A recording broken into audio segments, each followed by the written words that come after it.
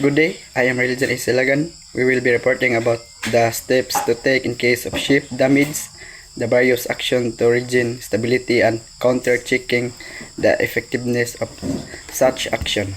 Kining presentation nagisgot sa mga lakang buhaton kung adunay damage ang barko. Importante ang damage control ug stability aron malikayan ang paglubog ug masiguro ang kaluwasan sa crew ug barko.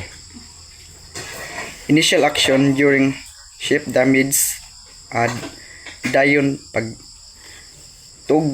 pagtuggon alarm aron maalerto ang tanan crew.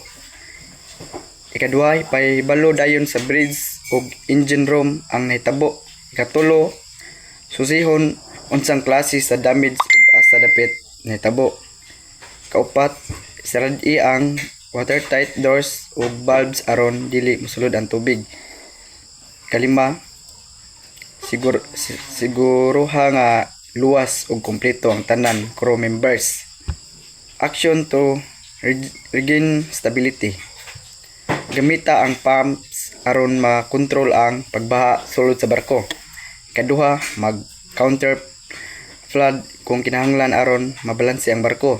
Katulo, balhinon pag-ayo ang balas aron dili mokiling ang barko.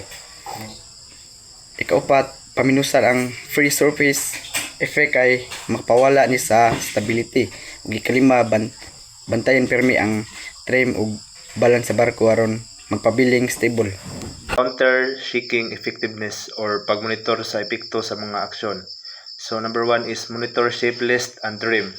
So bantayan pirmi kung nakiling ba ang barko sa usa ka kilid or list o kung ang unahan o likod kay balanse pa or trim. So mo to. So number 2 is check draft and stability readings. So kuan kanang susihon ang draft og stability readings aron masiguro ang luwas og lig-on gyapon ang barko. Number 3 is dapat i-inspect damaged areas continuously. So kanunay nga inspection ang nadaot nga bahin sa barko aron makita dayon kung adunay dugang mga problema. And ikaapat is confirm flooding is controlled. So siguraduhon nga ang pagsulod sa tubig kontrolado o nga dili na makadaghan. And number 5 is report updates to the captain and officers. So ipaabot dayon sa kapitan ug mga officials ang tanang bag-ong impormasyon aron makadesisyon sila og sakto.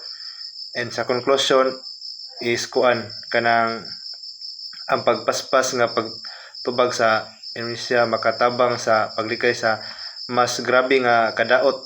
So matingunan. Number 2 is mga correct nga lakang mga correct nga lakang stability makatabang aron magpabiling luwas ug lig-on ang barko.